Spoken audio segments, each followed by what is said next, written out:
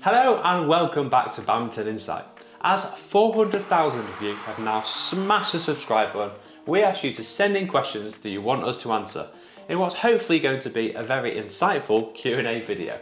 Yeah, we're going to be answering lots throughout the day, and stay tuned until the end of the video where we're doing a giveaway to celebrate this milestone, where you can win limited edition rackets, merch and more.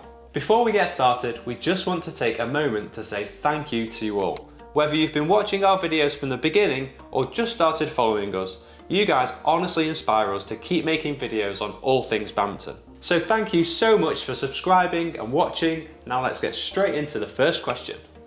Okay, first question from ProNoob889. How did you become doubles partners, and what do you think you'd be doing if you never became pro players? So we lived in the same area and we also trained in the same area, and then we became a couple off court, so we thought it was just easier to become mixed partners as well. And what do you think you'd be doing if you never became pro badminton players? We would be amateur badminton players. I guess we'd have to get a job, but hopefully it would still be in badminton or sport at least. Okay, next question is, could you share insights like it, into how professional badminton players typically structure their training on a weekly basis? Good question. We're going to put up a screenshot now of our rough training week of when we're at home. And these 3 gaps are when we're working on Badminton Insight and making these videos. Yeah, this does look very different to when we're away competing, but hopefully we give you an insight into what that looks like in our vlogs. And of course, what we've put on screen there isn't the same for everyone, but we do know everyone is doing a lot. Lovely rainy day in England. What is your favourite video you've ever made? Mine is the All England 2021 vlog where Greg played Kento Momota at a net game. I probably watched that clip over 100 times and it still makes me laugh out loud every time I watch it. And that video was one of our first experiences of publicly vlogging at a tournament, and it really pushes out of our comfort zone. And to be honest, it's still something we don't find easy. Greg, what's yours? Picking one is very difficult. Like, I love the mixed doubles series, the men's doubles series we did. Also like the Victor Axelsen breakdown. I just get a buzz off putting the knowledge we've learned over the last 20 years into a video, and also the knowledge we're still learning. But if I had to pick one, it's got to be the first Beat Us Win $100 video. We didn't plan it at all, and it was the first real life moment that we've had with lots of our subscribers, our fans, and that interaction was something I'll never forget. There was just such good vibes. Everyone came together through badminton. It was awesome. Okay, we had a lot of you ask, do you argue on court? I mean, yes, because we're pushing ourselves to the max day in, day out. I think every partnership will argue on court, no matter if they're in a relationship or not. Yeah, but I would say we've worked on it quite a lot, and we've got a lot better at not only understanding each other, but also communicating with each other, so that we're trying to bring the best out of each other in these different scenarios. Yeah, I think everyone's different, and I think that's a big thing people need to understand is what sort of information on the court your partner likes, how much information, and then being able to kind of adapt to it and understand like your partner, like talk to them after a match. Could I have done different things differently? Like, the more kind of communication you have, the better, and there's lots of questions you can ask around this, but maybe that's for a future video. Yeah, it's always really easy when it's going well, but it's how you respond when it's not going so well, and also how you respond to each other when it's not going so well. They're the times when it can get difficult. Yeah, I think in general, like, you've got to know that each other are only trying their best. Yeah. And we did also have quite a few people ask how playing together impacts our relationship off court. I think it does in a way, because we both like really want to win. We're trying to win. If we don't, it's gutting. Yeah. But we're only trying our best. We can't get mad at each other. Yeah. We've got to separate it. Yeah, and it does obviously come with a lot of positives too. So we've learned so well how to communicate with each other on the court, which has also positively impacted how we communicate off the court and in our relationship. And it's obviously absolutely amazing that we have the privilege to be able to travel the world together and compete in these tournaments together. So there's obviously going to be a couple of negatives of spending so much time together, but it's definitely outweighed by all of the positives. And badminton is not life or death. It's much more important than that.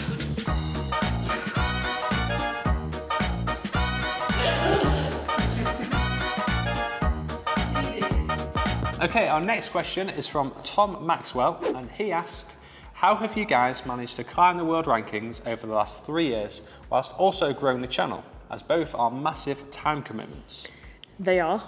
They are. Basically, like we showed before on that weekly schedule, we put all of our time into both of these things. But we do love them both, and we wouldn't have it any other way. We're very privileged to be able to do what we do. And he also asked a follow-up question, are the two successes linked in any way? And I would say they are. Definitely. For a lot of our videos, we spend lots of time researching and learning even more. And it's also good to have something else apart from the badminton that we're kind of passionate towards. That is our purpose in life, I feel like. Ikigai, Japanese saying. By the way, we are doing our new weights programs today, which will be available on our website at the end of December. Next question. If a genie were to grant you a wish to magically improve a badminton skill, which would you choose? Mine would be to read the game, so I already know where the shuttle is going to go before my opponents even hit it. Greg? Mine would be to have a monster smash. Can a player use the same racket for singles and doubles? Yes. But in all seriousness, many pro singles and doubles players do use the same rackets, and often singles players will prefer a slightly stiffer and head-heavy racket. But yeah, we wouldn't recommend switching rackets between events. Next question is from Gaurav, who has asked, if you were to change one rule in badminton, what would that be? It's a great question, and there's actually probably quite a few we would change, but one that comes to mind we were discussing recently is that we'd bring back qualification in the top level tournaments, as this really allows for an underdog story to come through qualifying and do really well. And the more stories we have in badminton, the better. An example of this is from tennis in the US Open 2 years ago. Emma Raducanu came through qualifying and won the tournament, blowing up her career, but also being a great story to follow along. And yeah, we need more of that in badminton. Do you use deception often during international tournaments? That's like asking, can you use the same racket in singles and doubles?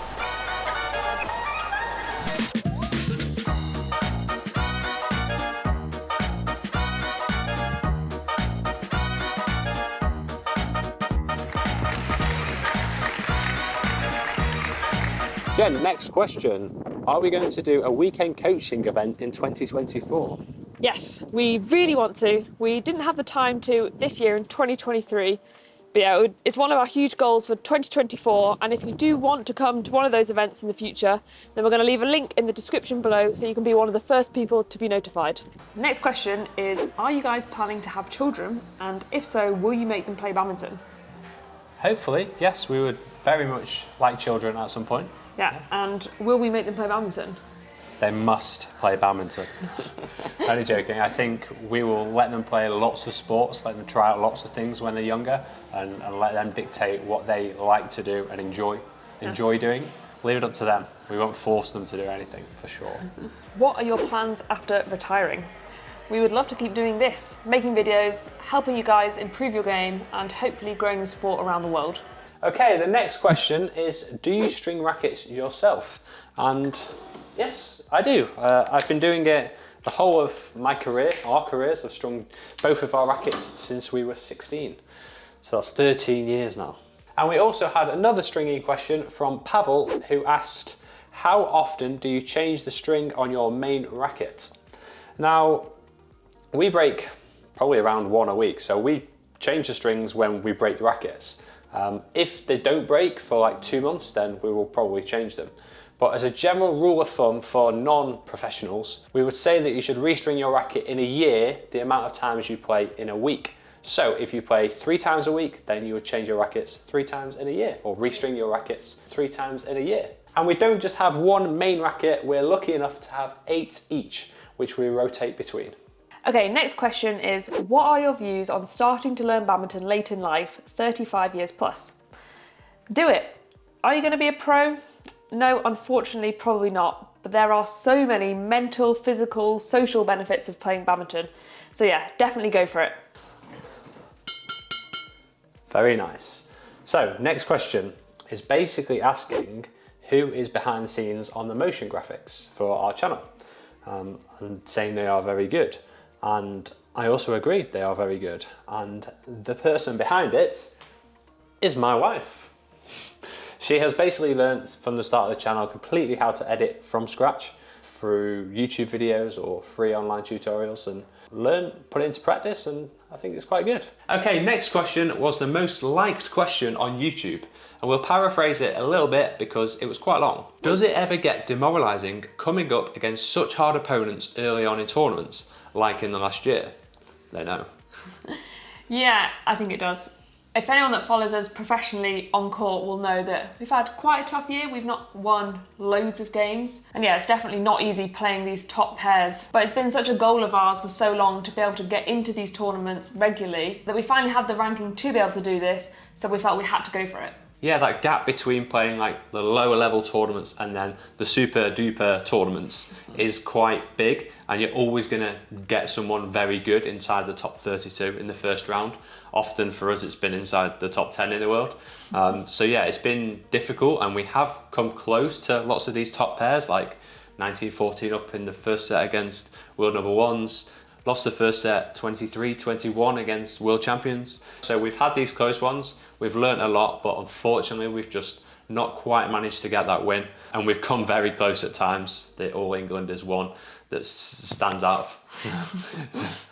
Someone actually asked what was your most painful loss, and that All England is still definitely tops the list. Yeah, but we've learnt a lot, and we've tried to enjoy the process, as that's what it's all about, and we have had some good wins. But yeah, in badminton tournaments, unless you win the tournament, you're always going away having lost. So that can be quite tough, especially when you're playing lots of tournaments. So yeah, you've just got to focus on the process of improving, learning, and eventually the results will come. And that brings us on to our next question from Alfie. What is your goal next year? So it's currently December, and usually at the end of the year we always sit down, write down and discuss our goals for the upcoming year, which we've not done yet. Yeah, but give us a goal, one for badminton, one for Badminton Insight. So for badminton, I think the kind of short-term goal for us is to play the All England again. We need revenge from that devastating loss last year. So yeah, the focus at the moment is on getting our ranking high enough to play the All England. Yeah. Badminton Insight? We have lots of goals in Badminton Insight, but the main overarching goal is to continue helping you guys, providing an insight into all things badminton and helping you along your journey. Yeah, we've got lots of ideas for that, so very excited for the next year. Yeah. And any personal goals we want to share? Yes. One of our biggest dreams is to be able to buy our own house. We've been renting for 11 years. So I don't think buying our own house is in the cards for us this year, but working towards that and hopefully making that happen in the next couple of years would be a dream come true.